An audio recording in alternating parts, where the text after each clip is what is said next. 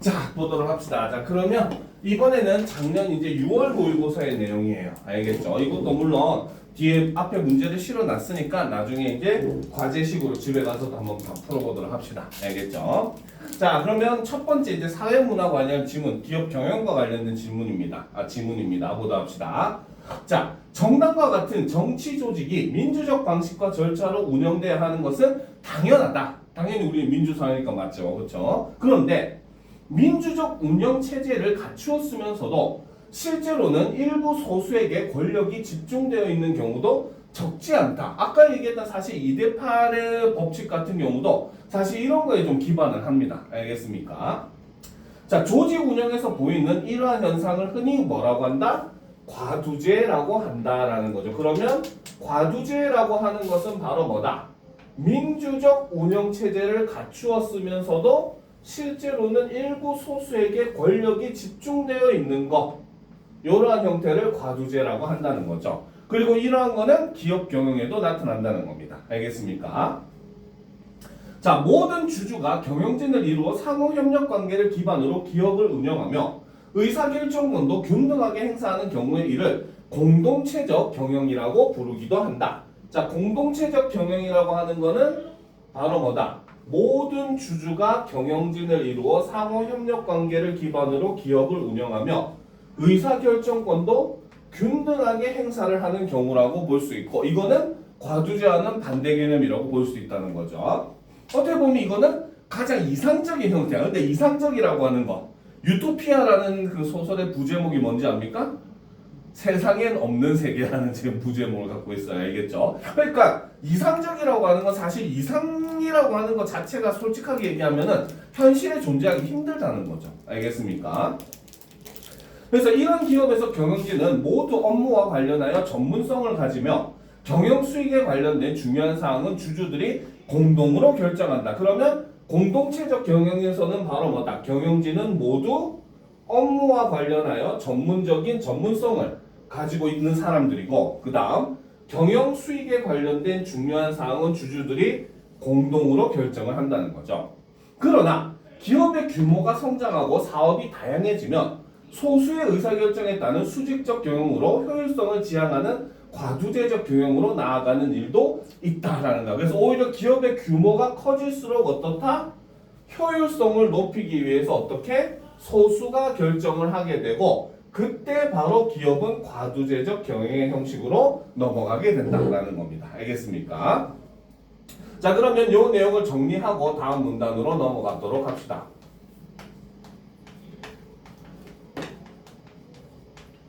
자, 과두제적 경영에 대한 내용이죠. 그렇죠? 자, 먼저 과두제의 개념을 살펴보면 라고 하는 것은 바로 뭐다? 민주적 운영체제를 갖추었으면서도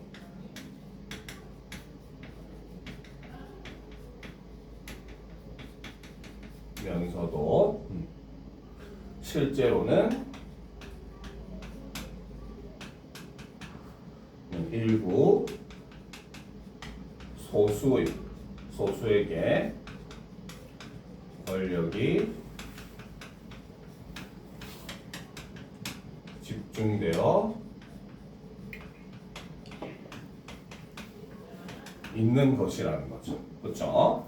자, 여기서 이제 공동체적 경영이라고 하는 것은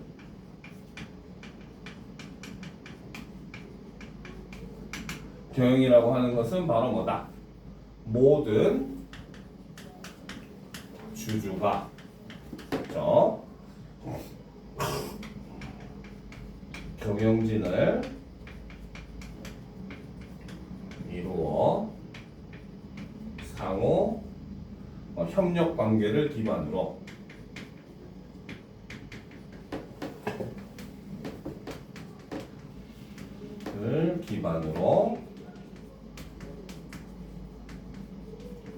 운영을 하는 것이고, 그렇죠? 이때 의사 결정권도 동등하게 부여가 되는 걸 공동체적 경영이라고 한다는 거죠. 근데 이 공동체적 경영이 되려면 조건이 첫 번째는 바로 뭐다? 경영진은 바로 모두 업무와 관련해 전문성이 있는 사람들로만 구성돼야 된다는 거고. 알겠습니까? 그리고 두 번째는 바로 뭐다? 중요 사항은 어떻다? 바로 주주들이 공동으로 결정을 한다는 겁니다. 알겠습니까? 그런데 이제 이렇게 굉장히 이상적이긴 하지만 단점도 많아요. 왜? 사실 이렇게 공동으로 동등한 위치에서 의사결정을 하게 되면은 하나의 의사를 결정하는데 굉장히 시간이 오래 걸려요. 알겠습니까? 그러니까 현대사회처럼 굉장히 휙휙 변하는 그런 사회에서는 솔직히 적합하지 않다는 거. 말 그대로 이상일 뿐이라는 거죠. 그렇죠? 그런데 이제 이와 반대로 오히려 혹은 여기서는 이제 반대라고 설명하기보다는 오히려 어떻게 기업 규모가 커지게 되면은 이 방식으로 변한다고 했잖아요. 그렇죠? 그 변한 게 바로 과두제적 경영의 형식으로 변한다는 겁니다. 알겠습니까? 그래서 과두제적 경영이 되는 건 바로 뭐다? 기업의 규모가 성장을 하게 되고, 그렇죠? 그 다음에 사업이 다양화되면 우리나라 대기업의 특징이 문어발식으로 확장을 하잖아요. 그렇죠? 그래서 이렇게 여러 가지 사업을 하게 되면 바로 뭐다? 효율성을 중시를 하게 되고, 그러니까 어떻게 소수의 의사 결정에 따르게 되는 과두제적 경영을 할 수밖에 없다는 거죠. 알겠습니까? 여기까지 정리 다 됐어요? 하세요.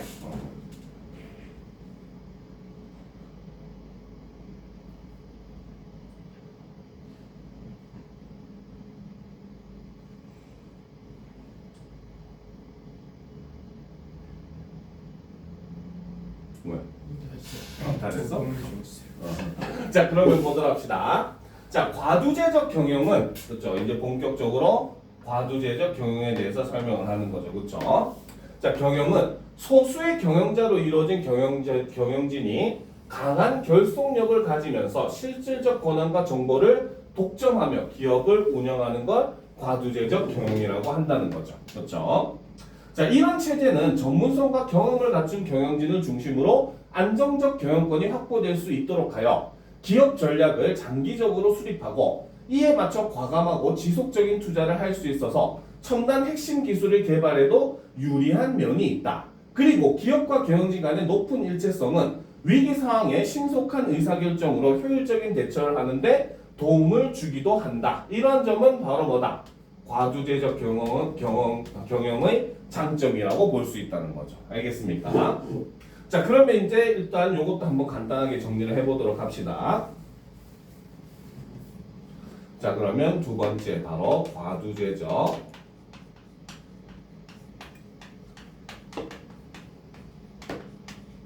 경영이라고 하는 거는 그죠? 자, 먼저 개념을 보게 되면은 소수의 경영자로 이루어진 경영진이 강한 결속력을 가지고 그렇죠. 거기에 플러스 실질적 권한과 정보를 독점을 함으로써 이를 통해 기업을 경영하는 걸 과두제적 경영이다 라고 얘기한다는 거죠. 자, 이 과도제적 경영의 장점은 그치, 첫 번째로 자, 안정적 경영권 확보가 가능하다는 겁니다. 알겠습니까? 그래서 안정적으로 경영권이 확보가 가능하니까 오히려 어떻게? 장기적인 기업 전략을 수립할 수가 있고, 그쵸? 그 다음에 과감하고 지속적인 투자가 가능하다는 거죠. 알겠습니까? 자, 그리고 두 번째, 그치? 위기 상황의 신속 효율적인 대처가 가능하다는 겁니다. 알겠습니까? 실제로 예전에 이제 모의고사에서 그 우리나라 과거 제도에 대한 그 설명을 하는 글이 실린 적이 있었거든요. 이 과거제를 통해서 이제 그 관리들을 선발을 했을 때 장점을 실은 글과 단점을 실은 글 주제 복합의 글로서 이제 예전에 제시된 적이 있었어요. 알겠지? 거기서도 보면 단점으로 제시된 게 바로 뭐냐면 과거로 인해서 그 뭡니까? 관리를 선발하니까 첫 번째로 그 지역에 대한 이해도가 떨어진다는 거죠. 다른 타 지역 사람들이 부임을 해서 오는 그런 형태니까. 그리고 부임을 해서는 오래 있지 않는 거야. 보통 이제 우리가 뭐 학교 선생님도 공립학교들 같은 경우에는 보통 한 5, 6년을 주기로 학교를 옮기잖아요. 그렇죠? 그런 식으로 이제 그 관리들을 예전에도 옮겨가는 그런 방식을 사용을 하다 보니까 오히려 어때? 그 사람들이 단기적으로 자신의 성과를 사람들에게 과시하기 위한 단기적 성과를 더욱더 중시를 하게 되고 장기적으로 이 고우를 이제 발전시키기 위한 그런 계획이나 이런 걸 세우는 데는 오히려 굉장히 그 소극적인 그런 모습을 보여주더라는 거죠. 알겠습니까? 그러니까 기업의 입장에서도 역시 어때? 전문 경영진을 데리고 와서 하면은 좀 더 기업을 객관적으로 볼 수 있다는 장점은 있긴 하지만 반대로 뭐다? 이 경영진이 자기가 있는 동안의 성과를 이루는 거에 더욱더 급급해가지고 장기적으로 기업을 발전하고 말고에는 별로 신경을 안 쓰게 된다는 거야. 근데 삼성 같은 경우는 어때요? 우리가 막 세습을 한다고 욕은 하지만 실제로 솔직히 말하자면 삼성이 이렇게까지 발전할 수 있었던 요인 중에 하나도 그런 세습적인 경영 때문이라고 봐야 되는 거죠. 그렇죠? 왜? 자기 부모님이 했었던 그런 사업을 쭉 이어받아가지고 계속 발전시키고 과감히 투자하고 하니까 솔직히 삼성이 만약에 그렇게 투자를 안 했으면 삼성이 이렇게 휴대폰을 유명해질 수가 없었고 반도체로 유명해질 수가 없었어요. 처음에 삼성이 반도체 손댔을 때 뭐 예전에 드라마 보면 재벌집 막내 아들 근데 보면은 뭡니까 반도체 손댄다고 했을 때 오히려 막 사람들이 뭐 욕하고 놀리고 왜 그런 위험한 짓을 하느냐 뭐 우려하고 막 했었잖아요. 그렇죠? 그럼에도 과감히 투자하고 그런데도 또 그런 당연히 처음엔 실패를 한단 말이야. 알겠지? 근데 실패를 했음에도 더 투자를 하고 그렇죠? 실제로 삼성 휴대폰만 하더라도 예전에 애니콜 잘 나가고 있었어. 근데 갑자기 애플의 아이폰이 나오니까 삼성도 이제 갤럭시 시리즈라는 스마트폰을 만들기 시작하는데 초창기 스마트폰이니까 당연히 뭐야? 아이폰에 비해서는 너무 떨어질 수밖에 없었죠. 실제로 쌩님만 하더라도 저번에도 얘기했지만 처음으로 아이폰을 딱 한 번 써본 게 처음 나왔을 때 3GS 때 썼었거든요. 근데 진짜로 그때는 삼성 갤럭시랑 비교하면 너무 아이폰이 부드러운 거야. 움직임부터 시작해가지고 이런 것들이. 그래가지고 확실히 아이폰이 좋네 이 생각을 많이 했었거든요. 근데 그럼에도 불구하고 그때도 이제 뭡니까? 그 판매율 내는 게 처참했는데 그럼에도 불구하고 지속적으로 계속 투자하고 발전시키고 하니까 지금은 오히려 애플이 이제 어떻게 보면 삼성을 따라한다는 말이 나올 정도로 이렇게 변화를 하잖아요. 그렇죠? 그러니까 기업의 입장에서도 사실 이런 과도제적 경영이 사실 굉장히 필요하다는 거죠. 장기적인 발전을 위해서는. 알겠습니까? 자, 근데 그런데라고 하는 건 앞에 내용과 뒤에 내용이 어떻게 이어진다? 그치? 그러니까 이제는 단점에 대해서 얘기를 하겠죠. 그렇죠? 자, 그런데 대체로 주주의 수가 많으면 개별 수주의 결정권은 약하고 소수의 경영진이 기업을 장악하는 힘은 크다. 이를 이용하여 정보와 권한이 집중된 소수의 경영진이 사익에 치중을 하게 되면 바로 뭐다? 다수 주주의 이익이 침해되는 폐해가 나타날 수가 있다는 거죠. 알겠습니까? 그래서 경영 성과를 실제보다 부풀려 뭡니까? 부지를 유치한 뒤 주주들에게 회복하기 어려운 손해를 입히는 경우도 있으며 기업 운영에 중대한 영향을 미치는 주요 정보들을 은폐하거나 경영 상황을 조작하여 발표함으로써 결과적으로 기업의 가치에 심각한 타격을 주는 사례도 종종 보게 된다라는 거. 가장 대표적으로 얼마 전에 그 일본의 도요타 자동차가 그런 일이 있었잖아요. 그 도요타 자동차가 실제로는 바로 뭡니까? 그 안정성 검사에 통과하지 못하는데 검사할 때만 통과할 수 있는 거를 샘플로 보내고 실제 자동차에는 그 샘플로 보낸 거랑 다른 걸 실어가지고 실제 자동차는 안정성 기준에 적합하지 않은 자동차를 팔아가지고 한때 엄청나게 문제가 된 적이 있었잖아요. 그렇죠? 그런 일들이 발생할 수가 있다라는 겁니다. 알겠습니까? 자, 그러면 단점을 한번 정리를 해보도록 합시다. 그렇죠? 단점 같은 경우는 첫 번째 바로 뭐다? 그렇죠? 자, 소수의 경영진이 사익을 추구를 하게 되면 어떻게 된다? 바로 다수 주주의 이익을 침해하는 문제가 발생을 할 수 있다는 거죠. 그렇죠? 그리고 두 번째, 그치? 바로 경영 성과를 과장을 하게 되면은 그쵸? 바로 주주들에게 손해를 입힐 수가 있고, 그쵸? 다음 세 번째는 바로 뭐다? 주요 정보를 은폐하거나 조작을 함으로써 기업 가치에 타격을 주는 이러한 사례도 발생을 하더라는 겁니다. 알겠습니까? 자, 그래서 이제 바로 뭐다? 이러한 문제점을 완화하기 위해 기업이 어떻게 했다? 그렇죠? 완화하기 위해서 기업이 경영자와 계약을 체결하여 급여 이외의 경제적 이익을 동기로 부여하는 방안이 있다라는 거죠. 일종의 우리가 다른 말로 스톡 옵션이라는 말을 쓰잖아. 그치? 그죠? 그래서 일부러 기업의 주식을 일부를 뭡니까? 그 사람에게 그 보너스나 혹은 월급으로 주는 거야. 알겠지? 왜? 주식이라고 하는 거는 기업의 이제 가치에 따라서 가격이 왔다 갔다 하는 거잖아요. 그렇죠? 그러면 주식으로 받은 사람은 자신의 재산을 불리기 위해서는 어떻게 해야 돼? 그렇지. 기업을 잘 되게 만들어야 되는 거야. 그렇지? 그래가지고 일부러 이제 그런 식으로 주식을 뭡니까? 월급 대신에, 그러니까 연봉이나 이런 거 대신에 주는 그런 사례도 존재를 한다는 거죠. 그래서 예를 들면 일정 수량의 주식을 계약 시에 정한 가격으로 미래에 매수할 수 있도록 하는 스톡 옵션의 권리를 경영자에게 부여하는 방식이 있다. 이 권리를 행사할지 말지는 자유이고 경영자는 그 매수 시점을 유리하게 선택할 수 있다. 또 아직 우리나라에 도입되진 않았지만 기업의 주식 가치가 목표치 이상으로 올랐을 때 경영자가 그에 상응하는 보상을 받는 주식평가 보상권의 방식도 있다라는 거죠. 그러면 두 번째 방식이 주식평가 보상권이고 첫 번째 방식이 스톡 옵션의 권리라는 겁니다. 알겠습니까? 자, 그래서 이제 이 단점을 보완하기 위해서 그렇죠. 네 번째 보완책이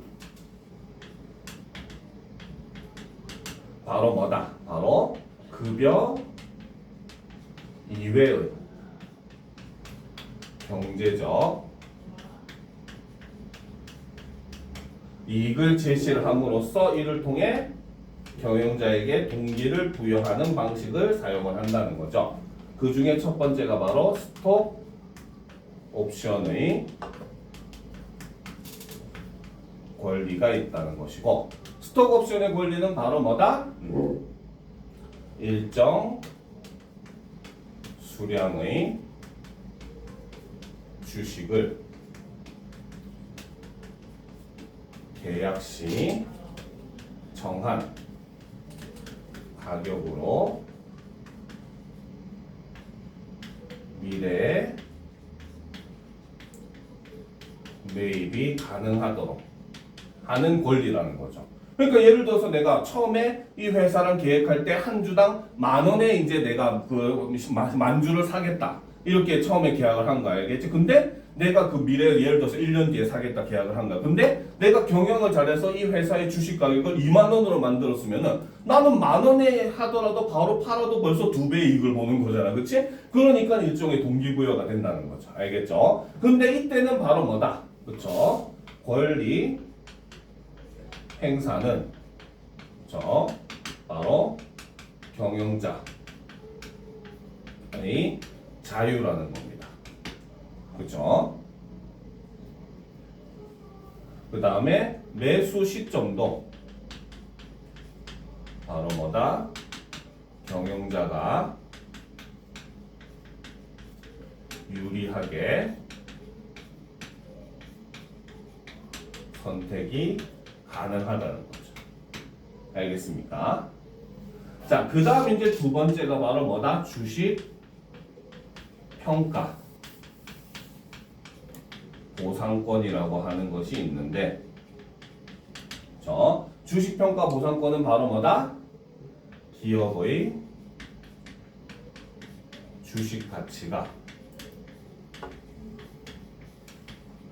목표치 이상 오른 경우에 이때 어떻게 할 수 있다? 경영자에게 상응하는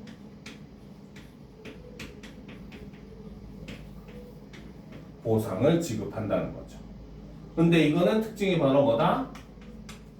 우리나라에는 아직 미도입 상태라는 거죠. 우리나라는 아직 이거는 도입하지 않았다는 겁니다. 알겠습니까? 자, 기업 경영의 건전성을 확보하기 위해 마련된 공적 제도들은 과두제적 경영의 폐해를 방지하는 기능도 한다. 기업의 주식 가치에 영향을 미칠 수 있는 정보 제공을 법적으로 의무화한 경영공시 제도, 그렇죠? 이거를 보완책하기 위한 또 다른 제도는 여기서는 일종의 바로 뭐다? 경영자에게 보상을 통해서 동기부여하는 방식이었다는 거죠. 근데 그 다음에는 바로 뭐다? 아예 법적으로 이제 뭡니까? 이런 걸 예방하기 위한 보완책도 있더라는 거죠. 그래서 그 중에 첫 번째가 바로 뭐다? 바로 경영공시제도라고 하는 것은 바로 뭐다? 기업의 주식 가치에 영향을 미칠 수 있는 정보 제공을 법적으로 의무화한다는 겁니다. 알겠습니까? 그래서 경영 투명성을 높이려는 것이다. 이를 통해 경영진과 주주들 간 정보 격차가 줄어들 수 있다. 기업의 이사회에 외부 인사를 이사로 참여시키도록 하는 사회이사 제도, 그렇죠? 제도는 독단적인 의사결정을 견제함으로써 폐쇄적 경영으로 인한 정보와 권한의 집중을 억제하는 효과를 가질 수 있다라는 거죠. 그래서 요거 같은 경우는 그렇지, 바로 보상을 통해서 뭐다? 동기를 부여하는 방식이었다는 거죠. 그렇죠? 저거 지워되지? 자, 그러면 이제 디귿. 그렇죠. 세 번째가 바로 보완책 세 번째가 경영 공시제도. 자, 이거는 바로 뭐다? 그렇죠? 기업의 주식 가치에 영향을 미칠 수 있는 정보 제공을 법적으로 의무화를 하는 거죠. 요것과 관련된 글은 우리가 저번에 본 적이 있었죠. 그치? 요것과 관련해가지고 기업에 이제 그 공시 제도가 있는데 그 중에 정기 공시가 있고 그 다음에 수시 공시가 있고 이런 질문했었잖아. 그치? 그것과 연관해서도 우리가 생각을 해볼 수가 있는 거라는 거죠. 알겠습니까? 그래서 이거는 바로 법적으로 의무화를 함으로써 어떻게 경영의 투명성을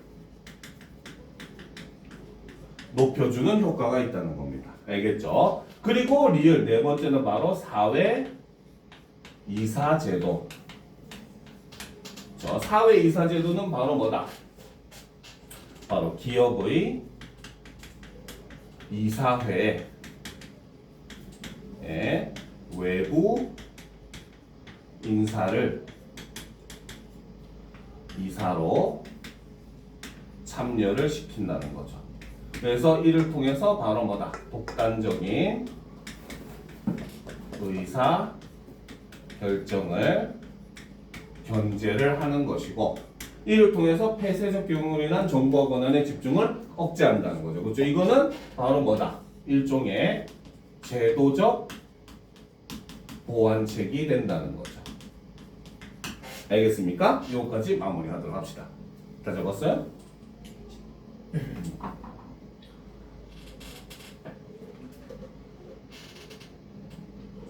그래서 영화나 이런 데 보면은 예전에 이태원 클라스 드라마에서도 나왔지, 그치? 그래서 뭐 이서를 뭐 사회이사로, 그치? 그 뭐야 장가의 사회이사로 만들겠다 하면서 막 그 작업을 하잖아, 그치? 그게 바로 이런 것들인 겁니다. 알겠습니까?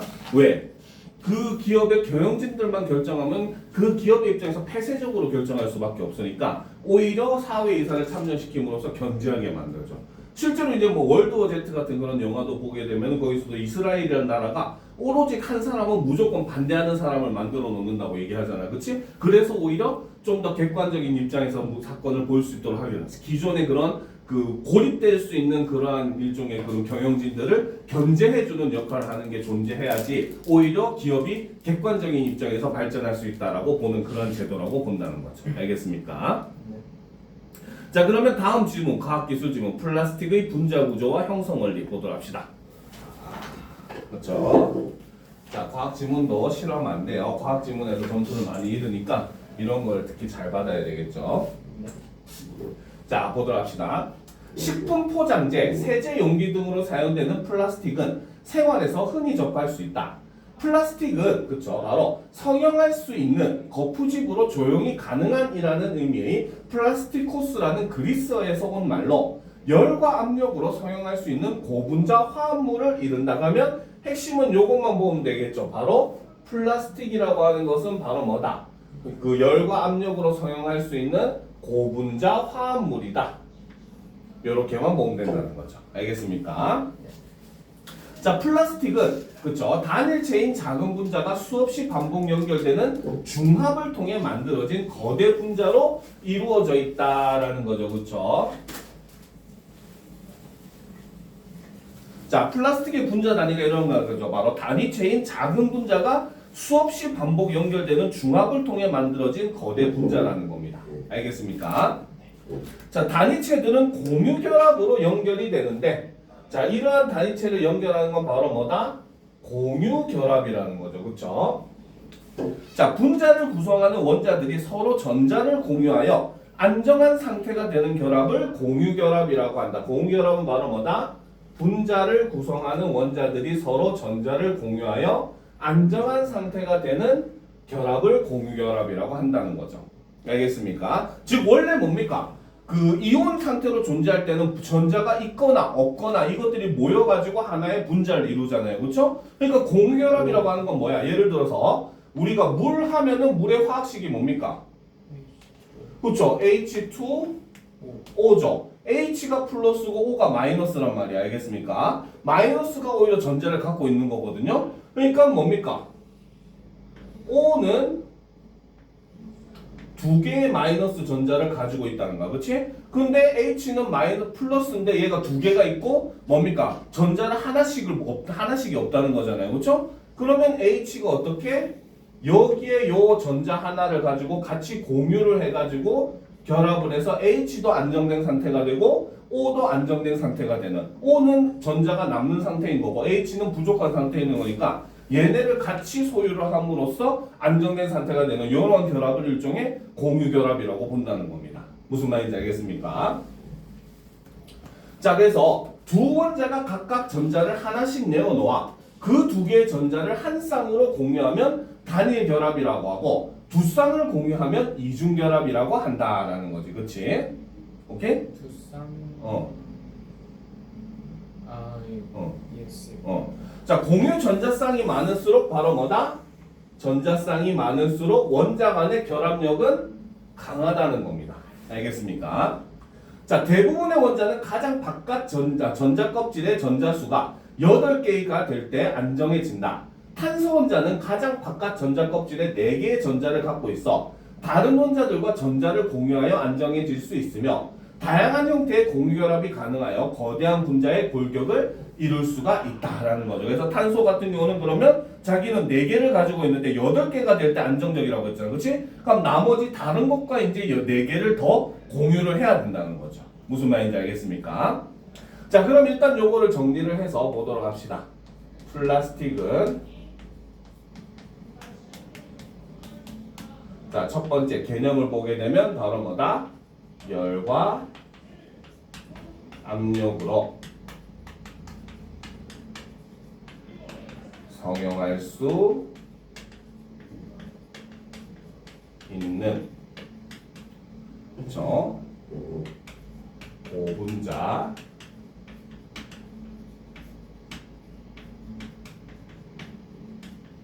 화합물을 플라스틱이라고 한다는 거죠.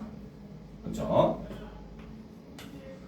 자, 플라스틱의 구조는 그렇지? 단위체, 그렇죠? 바로 작은 분자죠. 단위체가 수없이 반복 연결이 되고 이것을 통해서 그렇죠? 이것이 중합이라고 하는데 이 중합을 통해서 만들어진 거대 분자로 이루어진 구조가 바로 플라스틱이라는 겁니다. 그렇죠? 자, 이때 공유 결합이라고 하는 걸 하게 되는데 공유 결합이라고 하는 건 바로 뭐다? 분자를 구성하는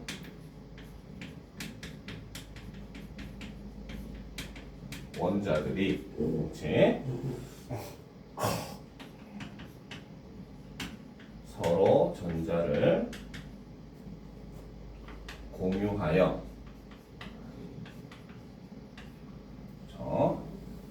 안정된 상태가 되는 결합이라는 거죠. 그렇죠? 자, 이랬을 때 이 공유 결합은 바로 뭐다? 공유 전자쌍이 많을수록 어떻다? 바로 결합력도 높아진다는 거야. 그러니까 우리가 블록을 생각을 하면 돼요. 알겠죠? 블록에 끼울 수 있는 부분이 1개일 때보다는 2개일 때 더욱 단단하게 고정이 되잖아. 그렇지? 그다음 3개일 때는 더 단단하게 고정되고. 그렇죠? 그러니까 6개짜리, 8개짜리 이런 것들을 한번 딱 붙이면은 떼기가 힘들 정도로 블록이 잘 안 빠지잖아. 마찬가지 공유결합도 똑같다는 겁니다. 알겠습니까? 그래서 예를 든 게 탄소라는 거죠. 그러니까 우리가 예를 들어서 CO2 이산화탄소잖아. 그렇지? 이거 같은 경우는 뭐다? C는 전자가 4개밖에 없어. 그러니까 4개가 부족한 거야. 그렇죠? 그러니까 어떻게? 산소에서 O가 2개란 말이야. 이게 C고 O가 2개인 거죠. 그렇죠? 산소의 전자 2개를 이렇게 같이 남는 전자 2개를 공유해서 가지고 있다는 거죠. 알겠습니까? 그래서 얘가 안정된 상태가 된다는 겁니다. 알겠죠? 자, 계속 보도록 합시다. 자, 플라스틱의 한 종류인 폴리에틸렌은 에틸렌 분자들이 서로 연결되는 중합 과정을 거쳐서 만들어진다. 자, 폴리에틸렌을 지금 예를 들어서 설명을 하는 거죠. 그렇죠? 얘는 바로 뭐다? 에틸렌 분자들이 서로 연결되는 중합 과정을 거쳐서 만들어진다는 거죠. 그렇죠? 자, 이때 에틸렌은 바로 뭐다? 에틸렌은 2개의 탄소 원자와 4개의 수소 원자로 이루어져 있다는 거야. 알겠습니까? 그러면 이건 지워도 되겠지, 그치? 자, 예를 들어 보면은, 그쵸? 지금 이거는 2개의 탄소 원자와 4개의 수소 원자잖아요, 그쵸? 그러면 C가 탄소 원자가 2개가 있고, 그쵸? 그 다음에 수소 원자가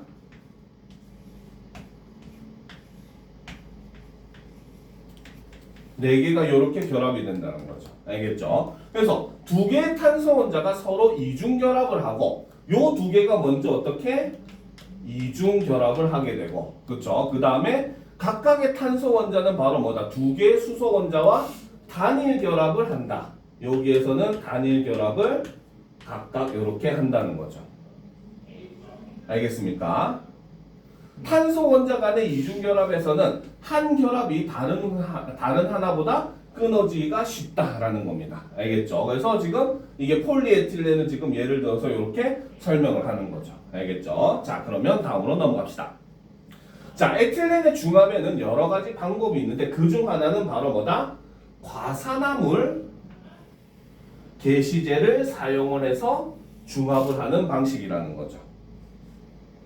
자, 열을 흡수한 과산화물 게시제는 가장 바깥 껍질에 7개의 전자가 있는 불안정한 상태의 원자를 가진 분자로 분해가 된다. 그러면 일단 첫 번째로 바로 뭐다?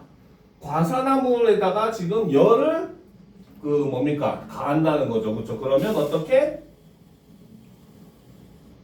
바로 뭐다? 가장 바깥쪽 껍질에 7개의 전자가 있는 불안정한 상태의 원자를 가진 분자로 분해가 된다는 거죠. 그렇죠? 이때, 그렇지? 자, 이 불안정한 원자는 안전해지기 위해서 바로 뭐다? 두 번째, 안정해지기 위해서 에틸렌이 가진 탄소의 이중결합 중 더 약한 결합을 끊어버린다는 거죠. 알겠습니까? 그리고 세 번째, 바로 뭐다?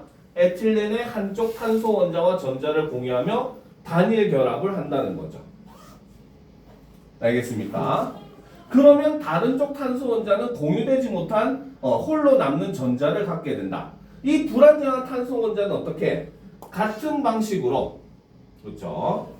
네 번째, 같은 방식으로 다른 에틸렌 분자와 반응을 하게 되고 이와 같은 반응이 이어지며 불안정해지는 탄소 원자가 계속 생성이 된다는 거죠.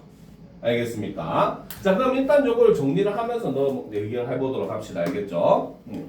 자, 세 번째, 그렇지? 자, 에틸렌 중합 과정을 보게 되면은, 자, 먼저 첫 번째로, 자, 폴리에틸렌은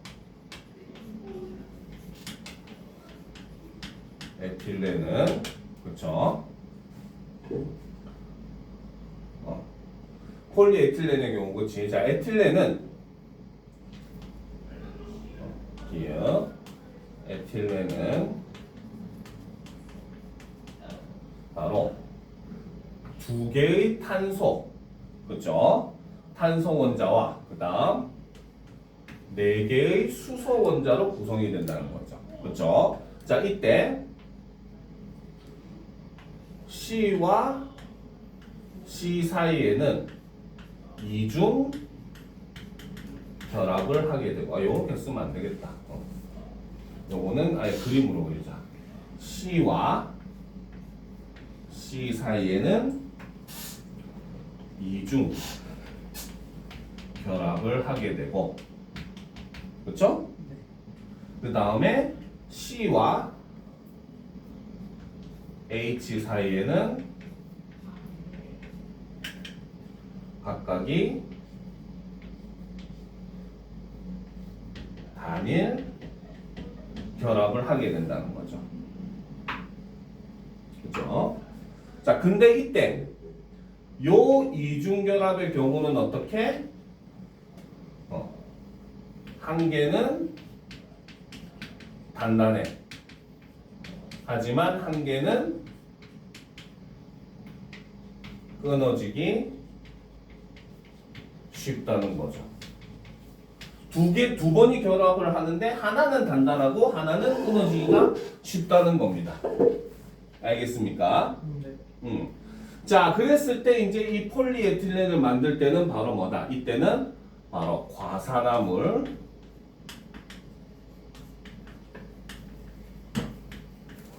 게시제를 사용하는 방법을 쓴다는 거죠. 오케이? 자, 그래서 사용을 하게 되면 어떻게 그 과정이 첫 번째로 바로 뭐다? 자, 과산화물 게시제가 열을 흡수를 하게 되면, 즉 외부에서 열을 가하게 되면 얘는 어떻게? 바로 불안정한 상태,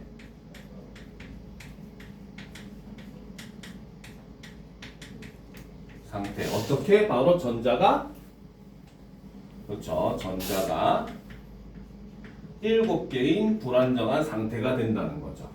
알겠습니까? 상태의 분자로 분해가 된다는 겁니다. 그렇죠? 왜? 아까 위에서 8개가 안정된 상태라고 했잖아. 그렇지? 그럼 당연히 7개는 불안정한 상태가 되는 거죠. 그렇죠? 그러면 이제 이 과산화물이 바로 뭐다? 에틸렌의 그렇죠? 탄소 이중 결합 중 약한 결합을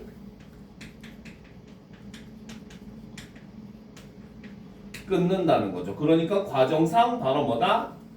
여기에 개입을 하는 겁니다. 알겠습니까? 그래서 얘가 어떻게 된다? 얘가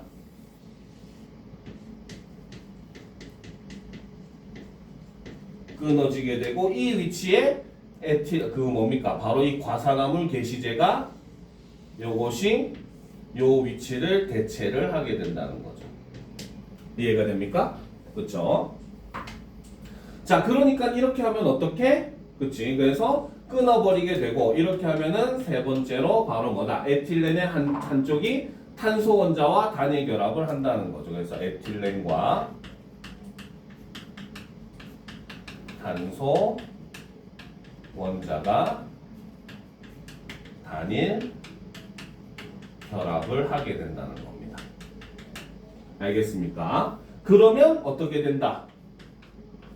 네 번째로 바로 뭐다? 그렇지? 그렇죠. 그러면 다른 쪽 탄소 원자, 즉 요거 끊어져 버린 것이죠. 그렇죠? 그렇죠. 얘는 어떻게 된다? 바로 남는 전자가 발생을 하게 되고 이러면 다시 또 어떻게? 요 과정이 다시 반복이 된다는 거죠.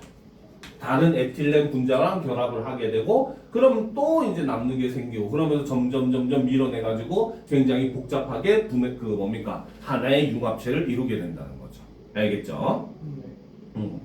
자, 그래서 에틸렌 분자들이 결합하여 그렇죠. 더해지면 이것을 사슬 형태를 이루어 이 사슬은 지속적으로 성장하고 사슬 끝에는 불안정한 탄소 원자가 결국 마지막에 한 개가 남게 되는 거야. 즉 말 그대로 뭐냐면 원래는 얘가 C하고 이중결합으로 이렇게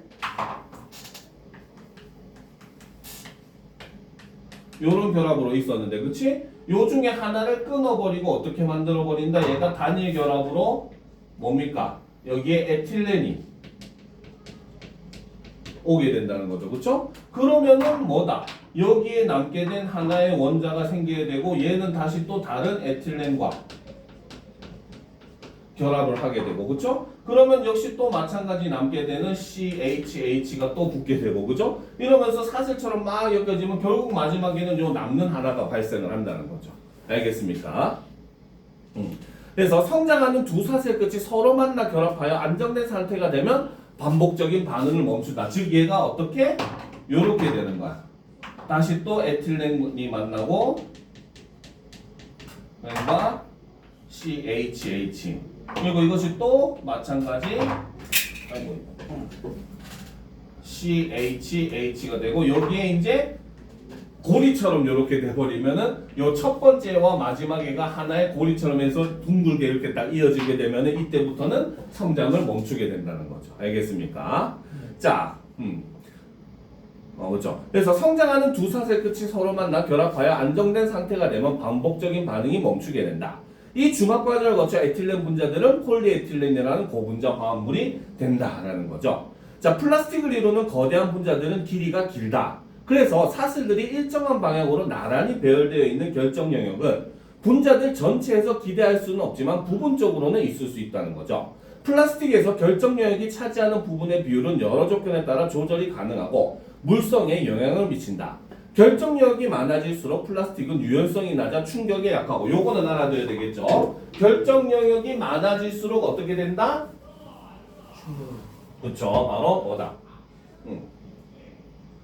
그래서 결정 영역이 많아질수록 플라스틱은 유연성이 낮아서 충격에 약하고 가용성이 떨어지면 점점 불퉁해지지만 밀도가 높아져서 단단해지고 화학물질에 대한 민감성이 감소해서 열에 의해 잘 변형이 되지 않는다는 거야. 그렇죠? 그러니까 플라스틱이 바로 이 결정 영역을 변화시키면은 우리가 필요에 따른 플라스틱의 강도라든지 유연성이라는 걸 얻을 수 있다는 거죠. 그러니까 예를 들어서 뭐 자동차라든지 그치? 그다음에 요즘 휴대폰도 굉장히 단단해지고 있잖아요. 그렇죠? 그러니까 휴대폰에도 플라스틱이 쓰인단 말이야. 이럴 때는 굉장히 어때? 결정 영역을 많아지게 해가지고 굉장히 단단한 형태, 부서지지 않도록 그치? 만드는 게 중요하게 된다. 그래서 실제로 뭐 자동차나 이런 데도 플라스틱 많이 써요. 그치? 그런데 반면에 우리가 일반적으로 사용하는 뭐 휴대폰 케이스나 이런 거 좀 굉장히 유연한 이런 고무와 같은 그런 형태를 만들 때는 어떻게? 결정 영역의 수를 줄여가지고 그죠? 덜 단단하게 유연하게 만든다는 겁니다. 무슨 말인지 알겠죠? 그래서 이걸 통해서 뭐다? 결정 영역의 수를 통해 조절함으로써 플라스틱의 강도라든지 유연성이라든지 이런 것들을 조정할 수 있고 투명성도 역시 조정을 할 수가 있다라는 겁니다. 알겠습니까? 자, 그럼 드디어 이제 마지막 지문 보도록 합시다. 자, 철학 지문이죠. 주제복합 학생들이 정말 참 어려워하는 내용인데 솔직히 플라스틱도 사실 내용이 좀 쉬운 내용은 아니죠. 좀 생소한 내용 더군다나 화학식 내용이 나오니까 아이들 멘붕을 빠질 수밖에 없죠. 저거 철학보다 낫겠죠. 왜 철학도 재밌는데 재미고 재밌어요. 자, 보도록 합시다.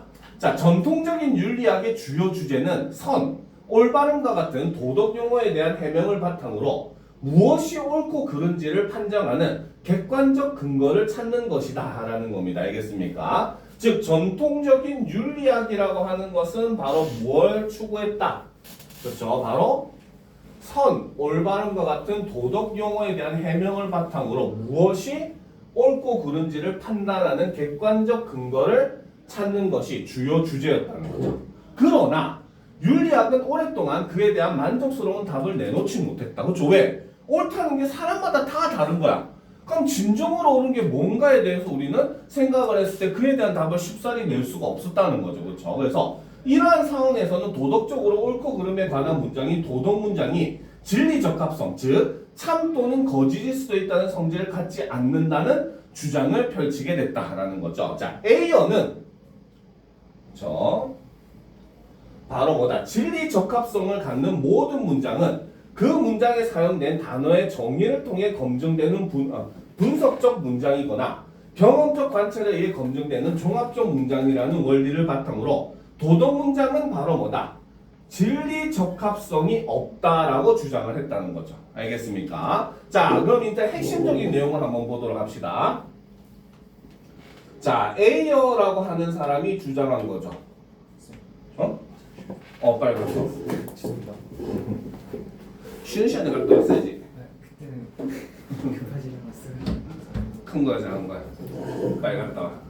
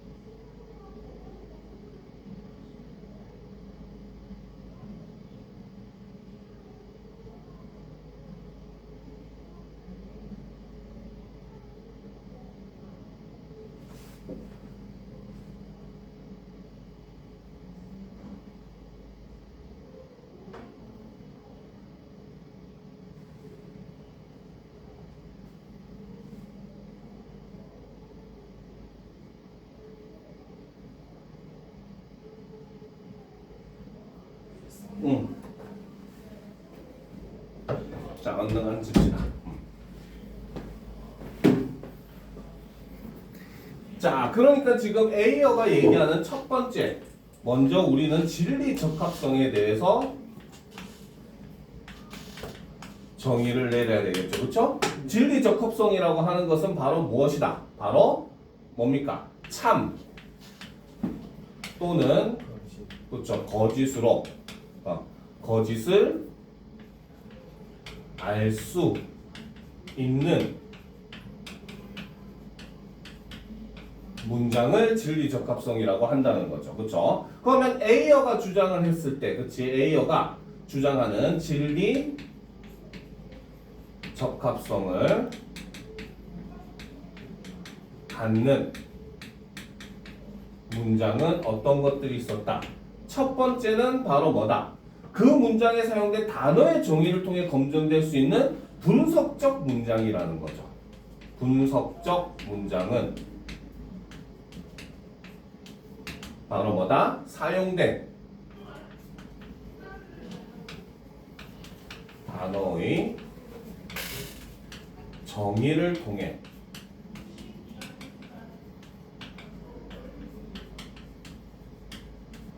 검증이 가능한 게 분석적 문장이라는 거죠. 알겠죠? 그 다음 두 번째는 바로 뭐다? 경험적 관찰에 의해 검증되는 종합적 문장이라는 거죠. 종합적 문장은 무엇에 의해서 검증이 된다? 저 바로 경험적 관찰에 의해서 검증이 된다는 겁니다. 알겠습니까? 그럼 우리가 도덕, 선이라고 하는 거는 뭡니까? 그죠? 문장, 단어를 통해서, 의미를 통해서도 참 거짓을 얘기할 수 있다, 없다?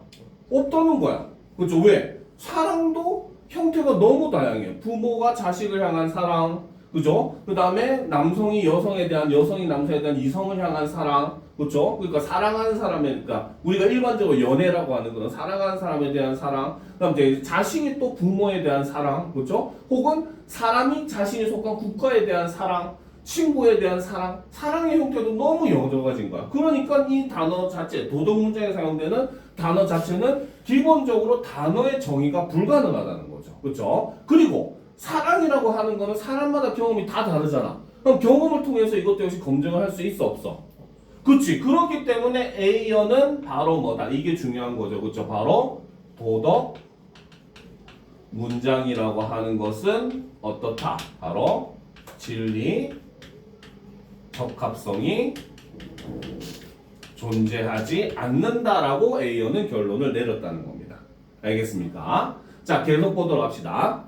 자, 우선 그는 도덕 문장은 분석적이지 않다는 기존의 논의를 수용했다라는 거죠. 그렇죠? 자, 그러면 이제 이것에 대해서 A어가 어떤 근거로 검증을 했는지 보도록 합시다. 알겠죠? 바로 이를 주장에 대한 근거를 살펴보면 자, 첫 번째로는 바로 뭐다? 그렇죠?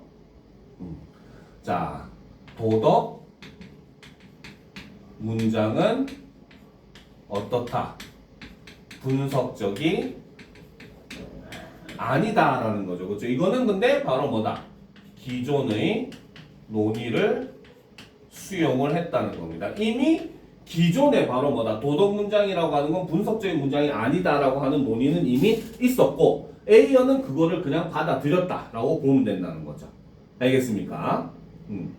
그래서 논의를 수용했다. 선은 A다라는 도덕 문장이 분석적이려면 수로인 A가 주어인 선이라는 개념 속에 내포되어 있어야 한다. 하지만 선은 속성이나 내용을 더 이상 분석할 수 없는 단순 개념이므로 해당 문장은 분석적이지 않다라는 거죠. 그렇다고 해서 선은 A다라는 도덕 문장이 경험적 관찰로 검증될 수 있는 것도 아니라는 겁니다. 그렇죠? 일단 뭐 여기까지 앞부분까지 그렇다고 전까지가 바로 도덕 문장이 분석적이지 않은 이유를 설명을 한 거죠. 그렇죠? 예를 들면 바로 뭐다? 이런 거 잘 알아야 돼요. 철학 문제, 특히나 언어 철학과 관련된 거는 이런 논리적 관계를 우리는 잘 파악을 해줘야 됩니다. 알겠습니까? 자, 예를 들어서 보면 자, 선이라고 하는 것은 바로 뭐다? A다라는 문장이 존재한다고 보도록 합시다. 알겠습니까? 이것이 분석적이지 않다는 근거가 두 가지가 있다는 거죠. 그렇죠? 첫 번째는 바로 뭐다? 첫 번째 근거는 A는 바로 뭐다? 선 안에 포함이 돼야 된다는 거야. 그렇죠? 그런데 실제로 분석을 해보면 선 안에 내포될 수가 없다는 거야. 그렇지? 왜? 바로 그 이유가 두 번째죠. 두 번째, 선이라고 하는 개념 자체가 바로 무엇이다? 그렇죠? 바로 속성이나 내용 분석이 불가능한 단순 개념이라는 거죠. 그렇죠? 그러니까 이꼴 바로 뭐다? 그러니까 바로 뭐다? A는 선에 포함될 수가 없다는 겁니다. 그죠? 그러니까 어때? 요것과 요것 자체가 서로 논리적으로 대립을 해버리잖아. 그치? 그러니까 바로 뭐다? 선은 A다라는 문장은 바로 뭐다? 그렇기 때문에 분석적일 수가 없다는 거죠. 이해가 됩니까? 네. 그렇죠? 자, 그러면 이제 뭡니까? 경험적이지 않은 이유를 이제 또 보도록 합시다. 자, 그렇다고 해서 선은 A다라는 도덕 문장이 경험적 관찰로 검증될 수 있는 것도 아니다. 선 그 자체는 우리의 감각으로 검증할 수 없기 때문이다라는 거지. 그치? 즉, 두 번째는 바로 뭐다? 도덕 문장이라고 하는 것은 마찬가지 경험적도 아니라는 거죠. 알겠습니까? 그 이유가 바로 뭐다? 바로 선은 감각으로 검증하는 것이 불가능하죠. 옳고 그르다는 거는 뭡니까? 판단을 통해서 일어나는 문제이지 느낌을 통해서 우리가 그 감각적으로 경험할 수 있는 문제가 아니라는 겁니다. 알겠습니까? 그러니까 A어는 이러한 이유를 통해서 도덕 문장이라고 하는 것은 바로 뭐다? 진리 적합적이지가 않다라고 주장을 한다는 거죠. 무슨 말인지 알겠습니까? 자, 그러면 보도록 합시다. 자, 도덕 문장은 자, 다양한 감정이나 태도를 표현하고 타인의 감정을 불러일으키는 정서적 의미를 갖는다고 A어는 주장했다. 그러면 A어가 주장하는 도덕 문장이라고 하는 것은 바로 뭐다? 다양한 감정이나 태도를 표현하고 타인의 감정을 불러일으키는 정서적 의미를 갖는 문장이다. 진리 적합적이지 않고 정서적 의미를 가진다라고 주장을 했다는 거죠. 그는 많은 사람들이 도덕 문장이 진리 적합성을 갖는다고 오해하는 것은 도덕 용어의 두 가지 용법을 구분하지 못해서라고 주장한다. 그러면 사람들이 바로 뭐다? 도덕 문장이 진리 적합성을 갖는다고 오해하는 이유는 바로 뭐 때문에? 도덕 용어의 두 가지 용법을 구분하지 못해서라고 주장을 한다는 거죠. 자, 그에 따르면 도덕 용어는 바로 뭐다? 도덕 용어라고 하는 것은 자, 감정을 표현하는 표현적 용법으로도 사용할 수 있지만, 그렇죠? 반면에 세계에 관한, 그렇죠? 어떤 사실을 기술하는 기술적 용법으로도 두 가지 방식으로 사용이 가능하다는 겁니다. 알겠습니까? 자, 만약 도둑질은 나쁘다가 도둑질이 사회적으로 배척된다는 사실을 기술하는 문장이라면 이 문장은 도덕적으로 옳고 그름에 관한 것이 아니다라는 겁니다. 알겠습니까? 그래서 따라서 이 문장은 도덕 문장이 아니고 경험적으로 검증이 가능하다. 반대로 그 문장이 도둑질에 대한 화제의 감정을 표현한 문장이라면 이는 도덕 문장이며 어떤 사실을 기술한 것이 아니다라는 거지. 알겠습니까? 그래서 A어에게는 도둑질은 나쁘다와 같은 도덕 문장을 진술하는 것은 감정을 담은 어조로 내가 도둑질을 하다니 라고 말하는 것과 다름없기 때문이다. 그의 주장대로라면 도덕 문장은 감정을 표현하는 도덕 주체로부터 독립적으로 존재하는 무언가를 기술할 수가 없다는 거죠. 그래서 이는 전통적인 윤리학자들의 기본 그 가정을 부정하는 급진적 주장이지만 윤리학에게 새로운 사고를 열어준 선구적인 면도 있다. 그럼 A어의 주장이 가지는 의의를 마지막에 제시를 하더라는 거죠. 알겠습니까? 자, 그럼 이제 이 마지막 부분에 대한 그 정리를 해보도록 합시다. 그렇죠? 5번 맞죠? 이제? 자, 그러면 A어가 바라보는 도덕 문장이라고 하는 것은 바로 뭐다? 그렇죠? 정서적 의미를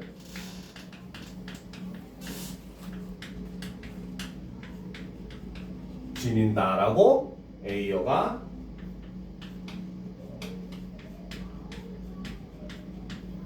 주장을 하더라는 겁니다. 알겠습니까? 자, 이때 정서적 의미라고 하는 것, 즉 바로 뭐다? 그렇죠? 사람들이 도덕 문장이 진리, 적합성을 가진다고 오해하는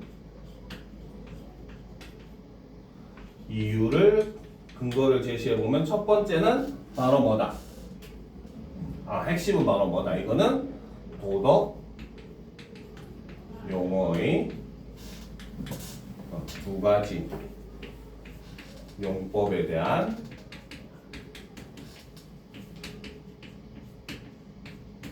오해가 바탕이 된다는 거죠. 그렇죠? 첫 번째 용법은 바로 뭐다? 바로 감정 표현이 가능하다는 겁니다. 알겠습니까? 그래서 예를 들면 여기서 자, 도둑질은 나쁘다라는 예를 여기서 들었는데 이 문장이 감정 표현의 의미로 하면은 바로 뭐다? 도둑질에 대한 그쵸? 뭡니까? 화자의 바로 뭐다?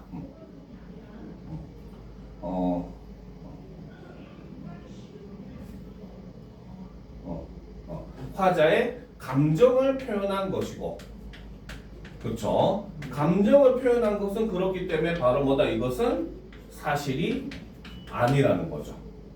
알겠습니까? 네. 그리고 두 번째는 바로 뭐다? 세계에 대한 어떤 사실을 기술하는, 그쵸? 기술적 용법으로 사용할 수도 있다는 거죠.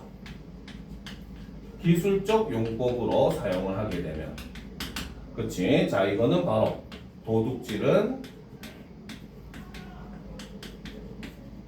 나쁘다라고 하는 문장은 바로 무슨 의미로 해석을 할 수가 있다? 그쵸? 바로 도둑질이 사회적으로 배척되어야 한다. 이런 뜻이고, 이런 뜻으로 해석하면 바로 뭐다? 옳고 그름의 문제가 아니라는 거죠. 알겠습니까? 즉, 지금 이게 학생들이 오해를 할 수밖에 없는 게 도둑질을 예를 들어서 그렇기 때문입니다. 무슨 말인지 알겠습니까? 다른 예를 한번 들어보도록 합시다. 알겠죠? 예를 들어서 우리가 시위, 예를 들어서 뭐 민주화 시위 있잖아요. 얼마 전에도 뭐 윤석열 탄핵해야 된다 뭐 시위들이 있었잖아. 그치? 이런 시위를 기준으로 봤을 때 지금 현대 사회에서는 이것에 대해서 우리가 긍정적으로 봐, 부정적으로 봐. 이런 행위에 대해서. 양측 다 나오셨네. 아니, 행위 자체는 긍정적으로 보잖아요. 사람들이 왜? 민주주의를 위해서 뭡니까? 권력에 국민들이 정당하게 어떻게 견제할 수 있는 하나의 장치로서 긍정적으로 보잖아요. 그게 대상이 누구냐에 따라서 참 긍정이나 부정이나 나뉠 뿐인 거지 행위 자체에 대한 긍정을 보잖아. 그럼 만약에 조선시대였다고 생각해봐. 가능할까? 지금 당장 북한만 가더라도 불가능하고 중국만 가도 불가능해요. 솔직한 말로. 그치? 그러니까 바로 뭐다? 이거는 그냥 그 사회에서 바로 뭐다? 그걸 예를 들면 예를 들어서 중국에 가가 중국 사람이 얘기를 하는 겁니다. 국민들이 이렇게 시위하는 것은 나쁘다라고 얘기하면은 이거는 중국이라고 하는 사회 속에서 바로 뭐다? 그 시위라는 행위를 배척하기 위해서 하는 말인 거지 시위 자체가 옳고 그르다를 나타내는 의미가 아니라는 겁니다. 알겠습니까? 그러니까 바로 뭐다? 도덕 문장은 이런 두 가지 용법을 동시에 하고 있기 때문에 사람들이 어떻게 오해를 해서 자꾸 도덕 문장이 진리 적합성을 가지고 있다라고 착각하는 것이다라고 주장을 한다는 겁니다. 알겠습니까? 여기까지 정리됐어요? 네. 자, 그럼 드디어 이제 마지막 지문을 정리를 한번 해보도록 합시다. 알겠죠? 오늘의 마지막 지문. 자, 보도록 합시다. 자, 논리학에서 제기된 의문이 윤리학의 특정 견해에 대한 비판이 되기도 한다. 다음 논의는 이를 보여준다. 자, P이면 Q이다. 그쵸? 자, 그러니까 따라서 P이다. 따라서 Q이다. 자, 이 논증을 우리는 바로 뭐라고 한다? 정건긍정식이라고 얘기를 한다는 거죠. 알겠습니까? 즉 바로 뭐다? 정건긍정식을 우리가 정리를 한번 해보면, 그치? 바로 대전제가 바로 P이면 Q이다야. 그쵸? 그러면 소전제로 P를 제시한 거지, 그치? 그럼 당연히 결론은 뭐가 나온다? Q이다가 나와야 된다는 거죠. 무슨 말인지 알겠습니까? 즉 쉽게 말하면 이거야. 사람은 누구나 죽는다. 사람이라는 게 P가, 그쵸? 그 다음에 죽는다가 Q란 말이야, 그치? 그 다음에 이제 소전제로 제시되는 게 뭐야? 소크라테스도 사람이다. 바로 소크라테스가 P 안에 포함된다는 거 보여준다는 거죠, 그쵸? 그러면 마지막 결론이 뭐가 나와? 고로 소크라테스도 죽는다라고 하는 결론, Q라고 하는 게 결론으로 등장을 하게 된다는 거죠. 3단계법. 그렇죠. 우리가 일반적으로 얘기하는 3단계법 그 중에서 연역법을 얘기를 하는 겁니다. 알겠습니까? 그래서 이렇게 정건긍정식이라고 하는 것은 전제 자체가 이거면 이거다라고 하는 전제가 등장했을 때 소전제로 제시되는 거는 바로 뭐다? 앞에 있는 전제 안에 포함되는 거고, 그러면 결론은 바로 뭐다? 그 전제니까 당연히 이거의 결론도 이 결론과 동일한 걸 보여줌으로써 이제 정건긍정식이 완전히 마련이 된다는 거죠. 그렇죠? 그래서 정건긍정식은 P이면 Q이다와 P이다라는 두 전제가 참이면 결론 Q이다는 반드시 참이라는 뜻에서 타당하다는 거야. 그렇지? 연역법의 장점이 뭡니까? 대전제가 참이면은 결론은 무조건 참일 수밖에 없다는 거죠. 알겠습니까? 자, 그런데 어떤 문장이 단독으로 진술되는 경우에는 감정이나 태도를 표현할 수 있지만 그 문장이 조건문인 P이면 Q이다의 부분으로 포함되는 경우에는 그렇지가 않다라는 거죠. 그렇죠? 자, 굉장히 이제 좀 복잡해집니다. 알겠죠? 자, 그래서 어떤 문장이 단독으로 진술되는 경우는 어때? 바로 감정이나 태도를 표현을 할 수가 있다는 겁니다. 알겠습니까? 그런데 뭡니까? 그 문장이 조건문인 P이면 Q이다의 부분일 경우에, 알겠습니까? 부분이면은 포함되는 경우에는 감정이 뭡니까? 감정이나 태도를 표현할 수 없다는 거죠. 그렇죠? 예를 들어서 귤은 맛있다는 화제 선호라는 감정을 표현한다. 그렇죠? 귤을 먹었는데 맛있어. 아, 이 귤 맛있다. 이 귤은 맛있다라는 내게 예언을 했단 말이야. 알겠지? 그럼 이거는 그냥 하나의 문장으로 성립이 가능하죠. 내 감정, 맛있다는 감정을 표현할 수 있는 거란 말이야. 알겠지? 그런데 봅시다. 하지만 그 문장이 귤은 맛있다면 귤은 비싸다처럼 조건문의 일부가 되면 귤에 관한 화자의 선호를 표현하지 않는다는 거야. 즉 여기서 이때 말하게 되면 귤이 맛있으면은 귤은 비싸다라는 문장이 돼버리면 이때는 맛있다의 기준이 필요한 거잖아. 개인의 감정이 기준이 되면 안 되잖아. 그치? 그럼 예를 들어서 뭐 과일의 당도를 측정하는 게 브릭스라는 그 수치가 있는데, 예를 들어서 귤이 뭐 11브릭스 이상이면은 맛있는 귤로 분류를 해가지고 가격이 올라간다, 이런 의미로 객관적인 기준이 이때는 필요하다는 거죠. 알겠습니까? 그래서 그 비싸다처럼 조건문의 일부가 되면 귤에 관한 화제의 선호를 표현하지 않는다는 거죠. 그래서 이에 정건긍정식의 P가 감정이나 태도를 표현하는 문장일 때 P이면 Q이다의 P와 P이다의 P 사이에 내용의 차이가 생기므로 정건긍정식임에도 두 전제의 참이 결론 Q이다의 참을 보장하지 않는다는 것이 몇몇 논리학자들이 제기한 문제였다라는 겁니다. 알겠죠? 즉 바로 뭐다? P이면에 감정을 표현을 하는 말이 오는 경우, 그치? 이 경우에는 실질적으로 이제 이것이 반드시 참을 보장하는 게 아니다라는 문제들이 발생을 했다는 거죠. 알겠습니까? 자, 그럼 계속 보도록 합시다. 자, 정건긍정식 표절은 나쁘다. 그렇죠? 자, 표절은 나쁘다면 표절을 돕는 것은 나쁘다. 표절은 나쁘다. 따라서 표절을 돕는 것은 나쁘다라는 논증은 직관적으로 타당해 보인다. 하지만 표절은 나쁘다가 감정을 표현했다면 위 논증은 타당하지 않다고 해야 한다. 그렇죠? 즉 바로 앞에 글에서 얘기했던 A어가 얘기했던 바로 뭡니까? 도덕 문장이 감정을 표현하는 경우라고 볼 수 있다는 거죠. 그렇죠? 자, 그러므로 A어의 윤리학 견해를 고수하려면 도덕 문장을 포함하는 정건긍정식의 타당성을 부정하거나 정건긍정식은 도덕 문장을 포함할 수 없다고 해야 한다. 이 쟁점에 대해 행크스는 다음과 같이 논의를 전개하였다라는 거죠. 핵심은 사실 이 다음부터가 정의죠. 자, 표절은 나쁘다라는 문장은 바로 뭐다? 표절이라고 하는 대상에 나쁨이라는 속성을 부여하는 내용을 가진다는 거죠. 그죠? 이걸 주장한 사람은 행크스라는 사람이라는 겁니다. 알겠습니까? 자, 그리고 화자의 문장 진술은 그 내용과 완전히 무관할 수 없기 때문에 그 문장은 단독으로 진술되든 그렇지 않든 판단적일 수밖에 없다는 거죠. 거기에 플러스 화자의 문장 진술은 그 내용과 완전히 무관할 수 없기 때문에 그런 문장은 단독으로 진술되든 그렇지 않든 판단적이라는 거죠. 즉 단독으로 전술된다는 거는 표절은 나쁘다 이렇게 전술되든 혹은 표절이 나쁘면 뭐도 나쁘다라는 식으로 조건문으로 제시되는 상관없이 그 문장은 판단적일 수 있다는 겁니다. 알겠습니까? 자, 그래서 문장이 판단적이라고 하는 것은 바로 뭐다? 대상에 속성을 부여하는 내용을 지니는 것이 그 문장의 본질이라는 것을 뜻한다는 거죠. 즉 나쁘다라고 하는 걸 얘기하는 게 본질인 거라는 겁니다. 어느 정도 나쁜지 이런 건 필요가 없다는 거죠. 알겠죠? 자, 도덕 문장을 비롯한 모든 판단적 문장은 그렇기 때문에 어떻게? 참 거짓일 수 있다. 이 점은 누구랑 반대가 된다? A어와 반대가 된다는 거죠. 알겠습니까? 자, 조건문에 포함된 문장도 판단식이라는 점에서 단독으로 진술될 때의 내용의 차이가 없다.